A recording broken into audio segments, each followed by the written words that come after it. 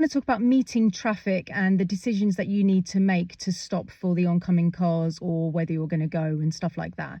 Take a moment for my how cool is this jacket? Can I just say that? I was like, should I take it off for the video? I was like, no, I'm going to leave it in because it's great and I love it. Anyway, so meeting traffic. So I'm going to link a video below so you can press on it and see video examples. But over the years of being a driving instructor for 22 years, there's this little bit of driving where when my student doesn't think what they're going to do, they go into what I call limbo.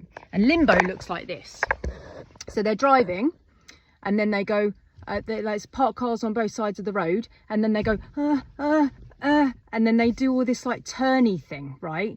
Now, when I see that, the student, I call that going into limbo, and they are not planning about what they are going to do.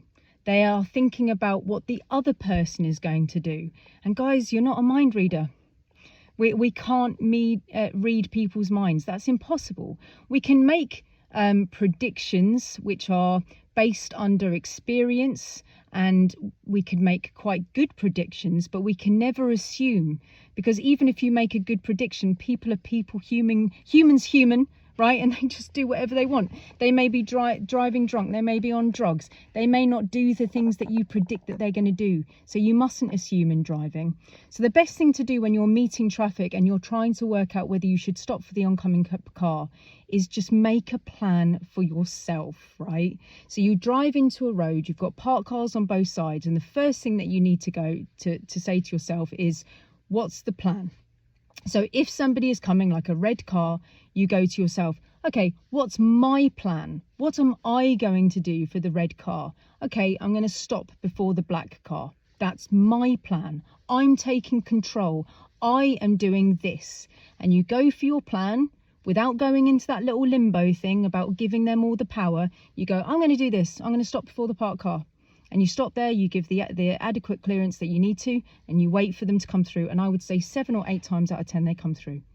If they don't come through, they're going to make it really obvious. They're going to stop, and they're going to either wave you through, if it's safe to do so, you can take that, or they're going to beckon you through, or they're going to make it really obvious.